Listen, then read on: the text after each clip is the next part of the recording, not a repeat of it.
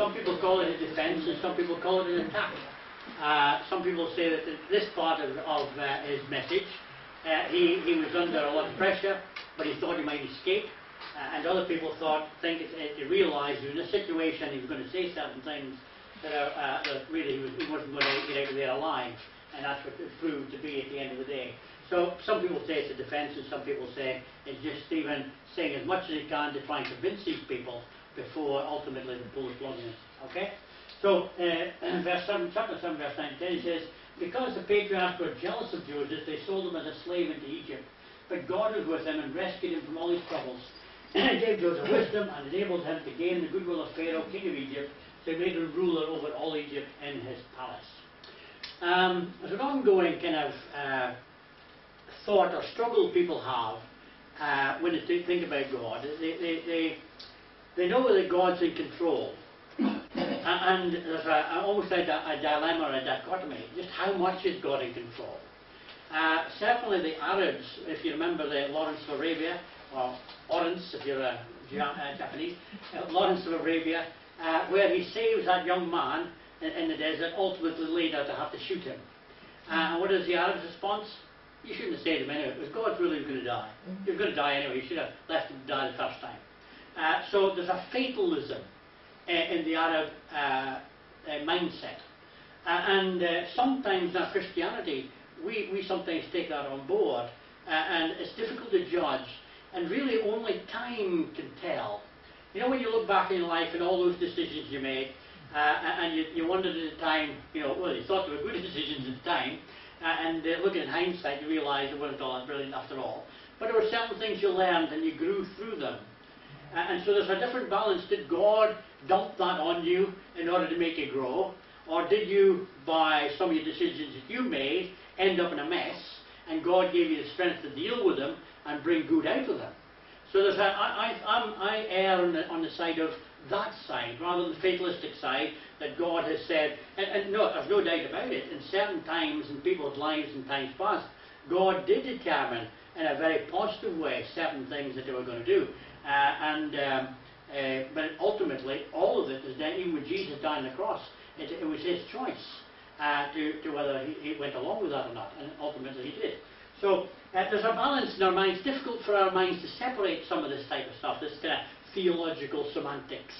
But there's a lot of things that happen in life where you turn around and you say, that's a good word, isn't it, right? Steady now. Yeah, to look it up. I just had it down, yes. So will I. You don't want to get home. So when you're dealing with certain things, for example, when a child dies, it's very difficult sometimes for some people to say, well, that was the will of God, and people are thinking, what? God did that to my child? We've experienced that, so we can talk with kind of more authority on that. In essence, you recognise that the situation happens, accidents happen, and in that, it's how you deal with it. And we, instead of blaming God for that situation, we get all the strength from God to be able to deal with that situation. So I think there's a lot of that involved, and you need to keep that in mind when certain things here. From a human perspective, his family were thinking, well, we don't like him. He's always been shown out. He gets the best coat. He's always been daddy's best. Okay. Well, here's an opportunity. We'll get rid of him. And they thought that first of all we're going to kill him. But then when it's interesting, isn't it? First of all they're going to kill him, and all of a sudden there's a camel train coming along and think, oh, we can make money out of it instead of ending up in the grave and costing us nothing. We're not getting any real gain out of it. We can actually make some money out of this and get rid of it at the same time. And in the process of that, obviously, we know the story because he ends up in a position in Pharaoh's household, which means later on the same brothers are going to be coming crawling to him asking for food. And the interesting thing was that in between that, he's the one who really helps Egypt deal with a famine situation. He tells them of a famine coming, get your store cities ready, and Egypt became very powerful through that, because all the other nations round about were under famine and had to crawl to Egypt to buy grain from them. So there's a lot of stuff going on there, almost mind-boggling stuff. And you think, how much was it God saying, this is going to happen, this is going to happen, this, and then you've got no choice? Or God saying, this is going to happen, this is going to happen, this is going to happen. And if you trust me enough, when that situation happens, I'm going to bring positive out of this, even though you may feel at the moment it's going to be bad. So it's a bit of a difficult ball game. And Frank, no doubt, sometime will share some of his thoughts on that. Well, go on. no, the thing is, Joseph explains that, doesn't he, when he meets his brother? He says, you're going to kill me, but God sent me before to save life. Right. He said that. He did. But does that mean that God forced his brothers to sell him? Oh, he didn't do that. That's the thought we have in our minds. God saw farther ahead than the brothers saw. Now that's his foreknowledge. That's He the knew. foreknowledge Yes. of God. He knew that would make it. That's a difficulty, you see. It's a difficult situation, and you can sort that out for yourselves in your own study. And when I'm 85 or 95, I'll let you know. Maybe I might have come to a different conclusion. But anyway, at the moment, it's a difficult thing, a good thing. It's big thinking, really, and it's really the meat of the word as opposed to the milk of the word. Some concept like this: how much does God use an individual and use his strengths and his weaknesses to help him to fulfill his will ultimately? And how much of it is God using the individual's own strengths and weaknesses to bring good? It's one of those, anyway, sort it out for yourself. Okay, so the plan and purposes of God, that's what it comes down to. God's foreknowledge or God's predetermination. There's an excellent guy on TV, a guy called Sproul, S-P-R-O-U-L, and he's Calvinist, absolutely Calvinist through and through. He's got a brilliant mind. And when you listen to him, and if you read, read some of his books, he's an incisive mind, a very sharp mind. I saw him just recently doing a debate with somebody, and he's a pretty cool character. But when it comes to God's predestination, he's wrong. And yet he's got all this sharp mind that brings out all these different arguments, but he's wrong. And that's amazing to think about that. Okay, but he would have no problem with this. And often when you look at those Calvinist concepts, they talk about the sovereignty of God. You have no choice. God determines everything and has predetermined everything. And so therefore, it's almost like a fatalism, and it's not quite. Okay? It's a bit tricky when you can use that. So God's plan and purpose. Now, Stephen is saying to God's people, he says, when we look at how God worked with you down through time, through all these people, God constantly brought good out of the situation. He could have punished you no end of times, but he kept you as a special nation to bring about the Messiah. And that's the background of all that. So the reason Stephen is retelling this is to show that God had a plan that he was working out for them. And the other reason why he's showing their history. And you can imagine at this point they're saying, this guy's not so bad, somebody said he was a heretic, but he's doing all right. He's telling, wow, I agree with you. Good old Joseph, good old Moses. But as the thing develops, you're going to say, they killed the prophets. They stoned the prophets. They did it, wiped out all God's best, if you like. And you guys are going to do just the same. And guess what? Stephen, you're first. So, it's interesting, okay? His ultimate purpose is to bring the offspring of Abraham into the world so that people will receive his blessing of forgiveness of sins and eternal life through Jesus, okay? Through Abraham. Even when he was a young man, as he grew into an older man, God promised him, you're going to have a son who's going to bring about a great nation, and out of that great nation, ultimately will come the Messiah. And here's a man who didn't have any kids. His wife was barren. And he's getting older, and he's thinking, when's God going to do something? It's interesting. And out of that background situation, God blesses him. Jesus was the fulfillment of God's plan. They rejected God's plan and killed the rightful king. They killed the Christ. They killed the one that we're supposed to be waiting for. God used famine in Egypt to bring about his work. Famine struck all Egypt and Canaan, bringing great suffering, and our fathers could not find food. When Jacob heard there was grain in Egypt, he sent our fathers on the first visit. On their second visit, Joseph told his brothers who he was, and Pharaoh learned about Joseph's family. And the good news for them, they've got a beautiful piece of Goshen, in the land of Goshen. He went into that land and said, Gosh, look at that. No. Okay? Famine brought... Some of them fall flat. Yeah, okay. The famine brought Joseph power and brought Israel into Egypt. Isn't that amazing? Here's a family moved out of wherever they were living into a real nice area a very prosperous area in Egypt. And that family's going to, well, No. along the Nile Delta. Yeah. Just ask, why Goshen? Why the land of Goshen? Go on, why not? I think it's a buffer. Because they were shepherds. Right. And the shepherd is an abomination to the Egyptians. Ah, Pharaoh didn't want them near his people because they were unclean. Shepherds were unclean. But Goshen was good land. Yes, it was good land. Yes. Yeah, but Okay. it served the purpose of getting them out of Put that his in my hair. notes later. Okay, shepherd. No, but they didn't have any hair, did they, Frank? And what? They were bald. Oh no, it's getting worse. Egyptians were bald, yes. They shaved all the hair off their head. That's what getting that hair. Get in there. Okay. Oh dear, it's one of the nice. He's going to do that. Well, if he could do it, we can. All right. Some of you don't think the Pharaoh of the time was the Hyksos, a Semitic ruler, not the Semitic. Okay, not a true Egyptian. The Hyksos, up until 1910, was it roughly? They were supposed to be a Bible mistake. Hyksos don't exist. Just one of these dollar Bible mistakes. And archaeologists dug them up, and they're a huge nation, a very rich nation, wiped out by people who are greedy for their ability to work gold and stuff. Okay, good stuff. This might explain why Pharaoh was kindly disposed to the Hebrews for a little while. Okay, Joseph's tomb at Shechem. Is that one still there? Well, a mobile tomb, okay. Patriarch's tomb in Shechem. After this, Joseph sent for his father, Jacob, and his whole family, 75 in all. And then Jacob went down to Egypt, and he and his father died. The bodies were brought back to Shechem and placed in the tomb that Abraham had bought from the sons of Hamor at Shechem for a certain sum of money. This is a Bible contradiction, he says. What? Abraham bought it. That's from That's text. wrong, You that's can't wrong. argue that, Frank. That's That's script. wrong. That's right. But I know what you're thinking of. Because the text that says Abraham... Jacob bought that. Abraham bought the tomb in Hebron.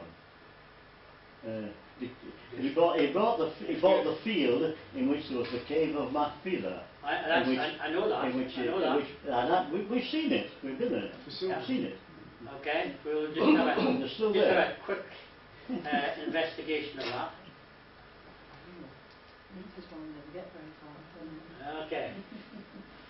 All right. Jacob gave Joseph instruction to bury him in that place at Shechem, which I bought, he says. Okay. So we're on.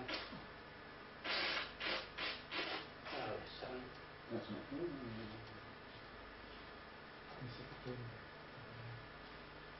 Okay. Yeah.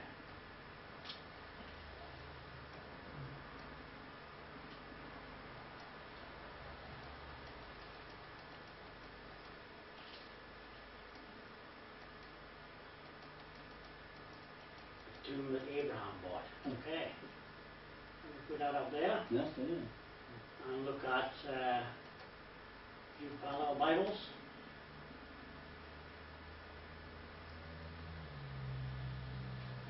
I'll watch me too, brother.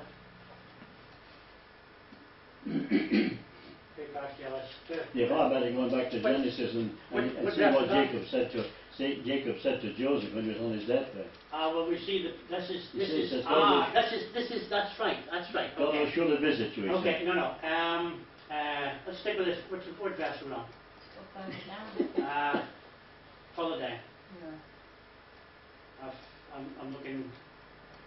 The only brother, Joseph kindled. Joseph died. Carry off to Shechem. Okay. All right. So New King James, according to Stephen, is saying the tomb is in Shechem. And the American Standard, Shechem, Abraham, Hamor, Shechem's father, fame and silver, Shechem. Now, this is the contradiction. Okay, some people say it's a contradiction because in the Old Testament it says Abraham bought the tomb from... It says, Genesis says, when Jacob is speaking to David, speaking to Joseph, he says, God will surely visit you and take you out of this land. And he says that bury me, when you go, take my bones with you and bury them in Shechem, in the tomb that I bought from. He names the purchase. Yes. That's in Genesis. That's right. And here, somebody says this is Stephen's mistake, because it seems to contradict Genesis.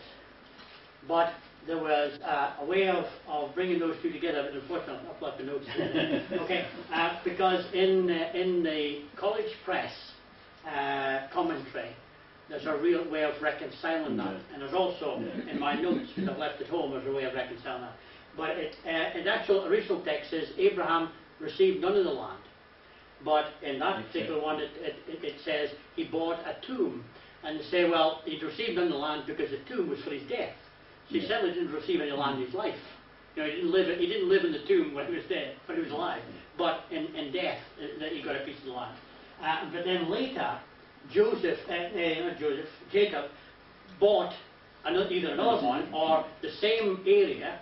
I can't remember when it was. Shechem's in Samaria. Okay, he bought this other one, and the idea is that I think they carried Abraham's tomb into Jacob's area with the family.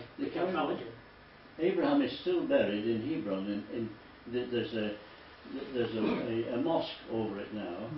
Okay. Well, down below, underneath, there are six sepulchres where Abraham and Sarah are among those who were buried, and that is in Hebron, and that is where the Arabs are today, and the Jews can't get in. Okay. So who's an argument with then? Is Stephen got it wrong? Well, Jacob went down and Jesus died, so they carried him back to Shechem and laid him in the tomb that Abraham had bought. Okay, that's I can remember it. Abraham bought his tomb, but he also must have bought other land according to that. Well, and Jacob must have bought it. I know there's a way of reconciling it, but I can't remember off the top of my head because I left my notes for that. Anyway, but that is one of the Bible mistakes, supposedly Bible mistake. But there is a way of reconciling. He wasn't infallible anyway, was he? There is a way of reconciling. Matter of fact, I remember you speaking about 20 odd years ago, and you reconciled it then, and I've read it since. I'm not helping you on that. No problem. Okay. But anyway, Stephen says. Bring your notes. Well, I thought I had. I left my Then we'll know. I left my dongle at home. Okay. And the Bibles as well. Did he just say? No. Yeah.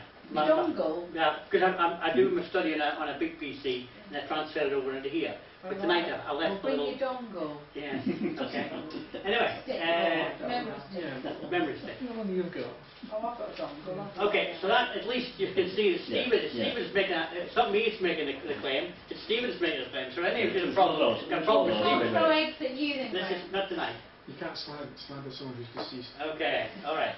So anyway, so Stephen says, after this Joseph said for his father, Jacob and his whole family, 75 and all, Jacob went down to Egypt where he and our fathers died. Their bodies were brought back to Shechem and placed in the tomb that Abraham had bought from the sons of Hamor at Shechem for a certain sum of money. Okay? Now, if you want, next week I'll write my notes. Okay? The only solution is, Graham, is that after the death of Abraham, the land reverted to the family of Shechem. Jacob came along, and because of its connection with Father Abraham, he bought it, and that's what he was talking about. But that was the same piece of land, though, because you said No, it was fallen up. we're talking about two different places of land. Shechem is in Samaria. Yeah. The cave of Machpelah is in Hebron. Okay. Just. But it might be known by the same people at the time. So, but the thing is, that, as I'm saying, there are two pieces of land involved, not just one. But you see, the other thing, I mean, I suppose you could say, the body was brought back to Shechem and placed in the tomb Abraham bought. Anyway, we'll leave that because it's in my notes, okay? I'll reconcile it. If you want, I'll reconcile it next week. But until then, your argument is with Stephen, not with me, alright? Because that's scripture, alright? And better men than me about it a little bit. Okay, so that's Shechem, it's the ruins of Shechem, part of the ancient, and I think that's Abraham. No, maybe not. Okay. Jacob dug a well at Shechem on land he purchased from the sons of Hamor. The father of Shechem apparently, evidently, because Canaan named the city, he built after his son Enoch. Hamor might have built this city and named it after his son Shechem. The city is the center of the land of Palestine. The area became Samaria, and the location where Jesus talked to the Samaritan woman by the well.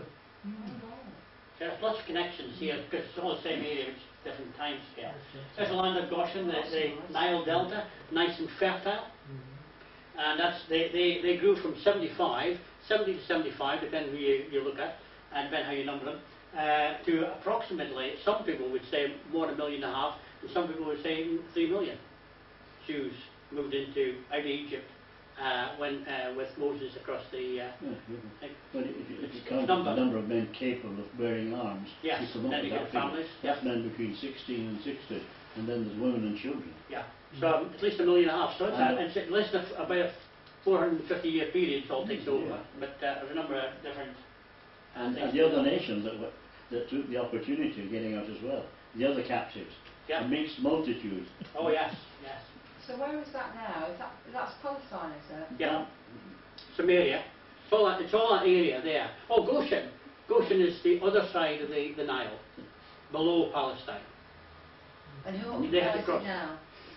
That would still belong to the Egyptians, wouldn't it? It's still Or would it be- part of the Nile Delta, Is but it? it's very fertile because of the overflowing of the Nile, which in fact they had 3 harvests a year normally there, Oh, and consequently it was ideal for keeping sheep.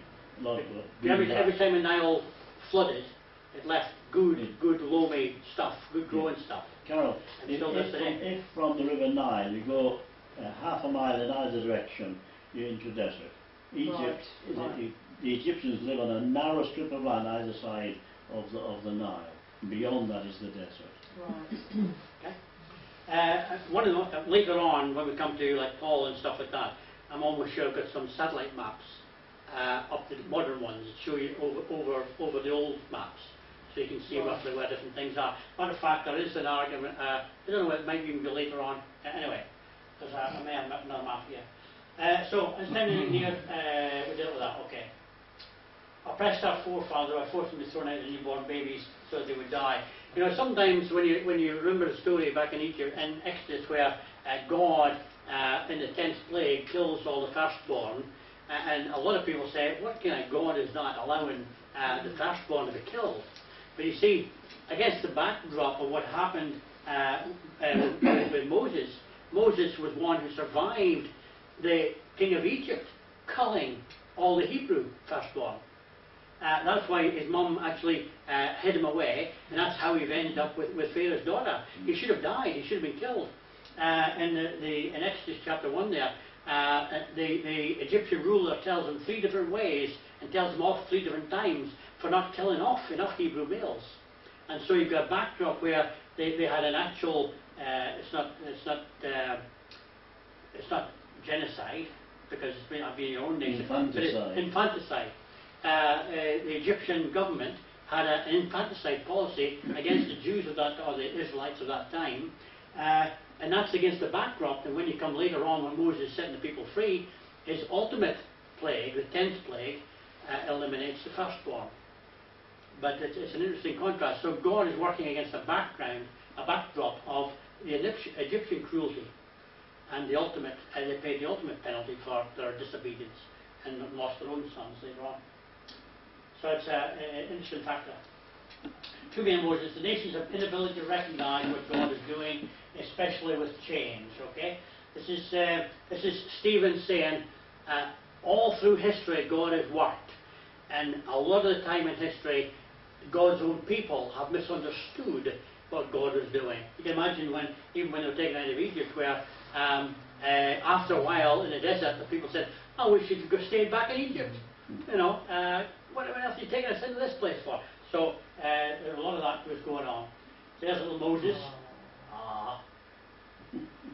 Okay.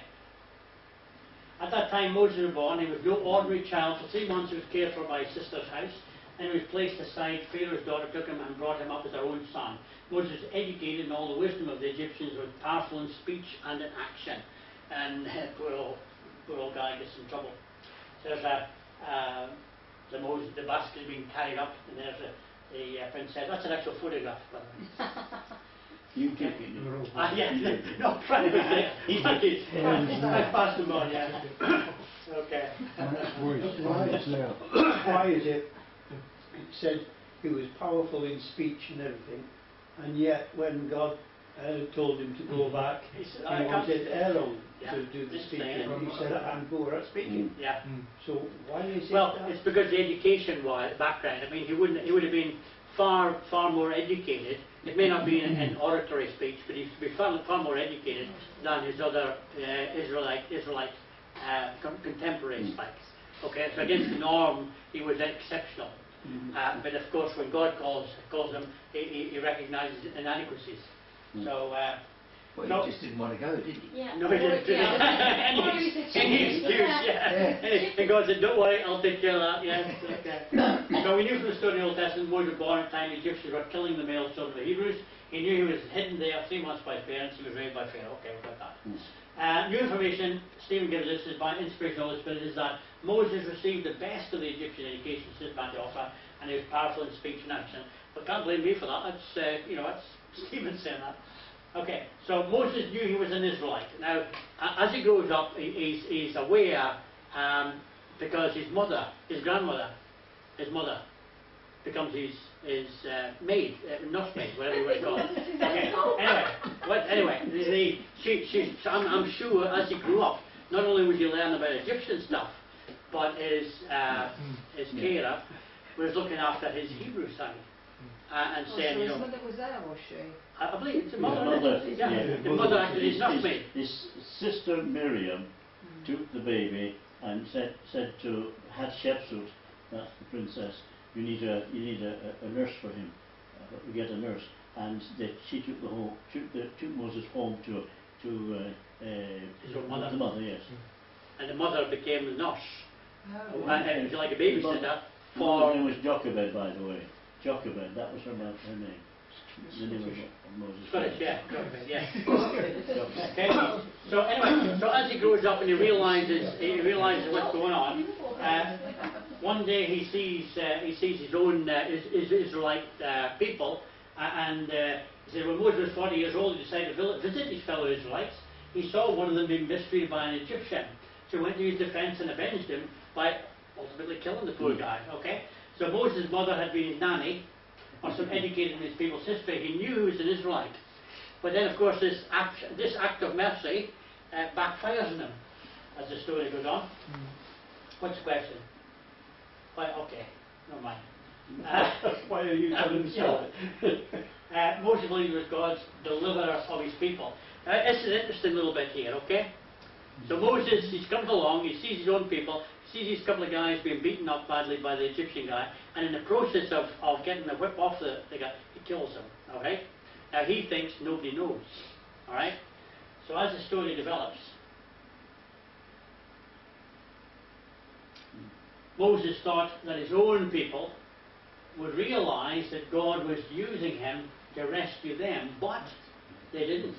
The next day Moses came upon 2 other Israelites who were fighting, and he tried to reconcile them by saying, men, your brothers, why do you want to hurt each other? Okay? So these 2 guys, two different guys, not the ones he protected the day before, he comes along and he says, what are you actually fighting for, you two? You have enough problems like doing that. But it backfires on him. He was right in that he was going to be God's deliverer, but God wasn't ready to use him to deliver him yet. Now you imagine, he's just killed one Egyptian, he's got 2 more Israelites that he talks to, and these Israelites are going to turn around and say, we knew all about it, and he thought it was a secret. And so instead of being there to deliver his people, he has to run away. So he knew that he was acting for God, he was going to deliver his people, or I would assume he knew that at this particular point in time. So he was right in that, but his timing was totally wrong, because he thought, I'm going to be his deliverer, and the next instance, we see him run away. We'll come back to that in a second. But the man who was mistreating the other pushed Moses aside and said, who made you ruler and judge over us? You want to kill me as you killed the Egyptian yesterday? When Moses realized that what he'd done was no longer a secret, he fled to Midian, where he settled there as a foreigner and had 2 sons. Okay? There's it looks like a... Did Stephen say that? Was that just the translation? Is that the... Because Hebrews says, by faith he left Egypt, not fearing the wrath of the king. Hebrews says that. Hebrews says, yes. I can know that, Terry. I'll look at it. Hebrews 11 says, by faith should have brought my Moses notes, left shouldn't I? Egypt not fearing the wrath of the king. Okay, that's interesting. Better, I'll have a look at that later. When Moses was 8 years old, he had a wife and 2 sons. God appeared to him as an angel of the burning bush. Conditions were ripe in Egypt. Now God was ready. Okay? So, maybe I wasn't implying that he feared the idea of God being ready. He thought he was going to be leading his people out at that point. But then he realised when he got in trouble, he killed somebody and everybody knew about it. Then he ran. That was the time Okay. to break. But if another 40 years goes past before God says now is the time when you're going to deliver your people. 80? This is 80. Yeah. But then you see the same thing was with Abraham, wasn't it? Yes. Because you see, they used to drink a lot of milk. No. And big raisins too. and eat raisins as well. Chocolate raisins, yes. Okay. Time to go home. We're going home in a second. Second. Conclusion. Somebody got second. What we call Stephen's defense is an attempt to save his life and doesn't even think he can change their mind about anything, okay? So here he is talking about Moses and Joseph, and he's trying to convince them it's all good, but you see, time after time, his own people rebel against the person that God has chosen to do the right thing. Okay? So he knows as good as dead, but he gives Sandy many things to think about. It's possible that some of them might have later come to accept his testimony of Jesus and so be saved. At our next lesson, Stephen continues his speech. Look at that, eh? And we're still got 10 minutes left. That's Ellen. Ding, ding, ding. Da, da, da, da, da. You're leaving a high. Does that mean we can go before you start off on the next? Yes, yes. Okay. Any questions? The Frank answer? No, the thing is that on that Moses fearing the king, we're told that Moses chose to suffer affliction with the children of God than to I remember that. than to experience the pleasures of sin for a season. Yeah. That's an interesting thing. Let me just go back here in a second. It's botanical between us, isn't it? God's own timetable. Okay, we're thinking in time before that. He was right, but God wasn't ready. Moses thought his own people would realize that God was using him to recognize, but they did not. The next day Moses came on 2 Israelites. He tried to reconcile men of your brothers. Why do you want to hurt each other? Right, so it was a comment. It's in the text there, you see. The man who was retreating out pushed Moses aside and went to rule and judge over us. Do you want to kill me as you did kill the Egyptians yesterday? And Moses had this. When Moses had this, he fled to Midian. See, and in there it doesn't say he feared the king, but he's certainly fearing something here because he's and this is in Stephen's text, because he has murdered an Egyptian, no matter how big he is, and he's decided the best thing he can do is like it. Well, I think Stephen and the writer of the letter to the Hebrews should have had a discussion about that. Well, you see, now I'm quite happy because I think both of them are right. So maybe he was more frightened of the guy's brother, the guy killed. Maybe it's the word fled that's the problem there. Could be. But I don't know. I can. The thing, as I say, the Hebrews definitely says, by faith he forsook Egypt, not fearing the wrath of the king. It'll probably be my notes. Hebrews 11. I'll have a look. He got everything in the notes. I don't need that, I don't need that. I know what it says. Yeah, he's right enough. See, I need to do some more investigation. That I'm almost sure. I love these things. You see, some people say it was a contradiction, but there'll be a reason why it can be harmonised. Is it a type of a future complementary to the information given at that time? And further on because the Holy Spirit behind it all. So you can't mess about with the text. No. The misunderstanding, if there is one, will be with us in our understanding of the passage, because usually that's what happens. I remember years ago I used to argue with Frank about some passages, and eventually come around to my way of thinking, you know.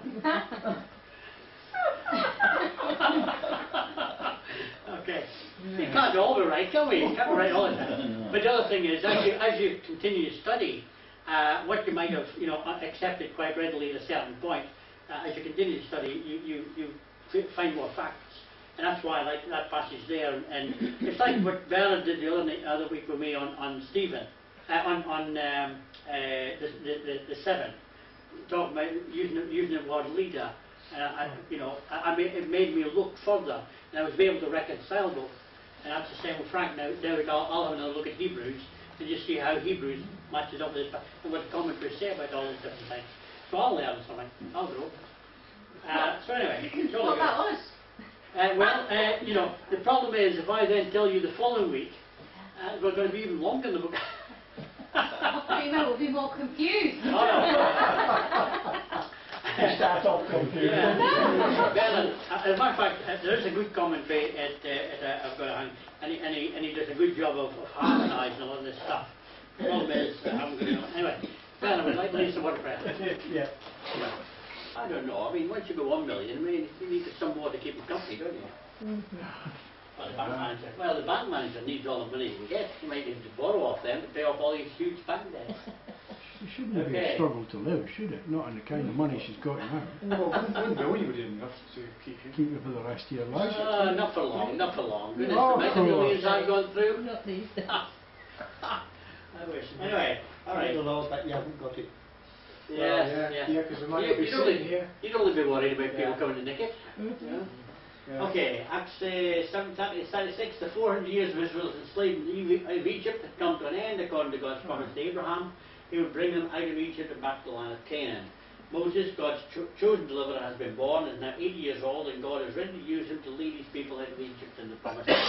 So here's Stephen last week. Remember, he's fighting for his life in some ways, but you know it's a foregone conclusion that these people that he's surrounded by, they've got death in mind, and he's the one that's going to die. But in the lead up to that, he's going to do his best. First of all, he starts from where they are. They love their own Jewish history, which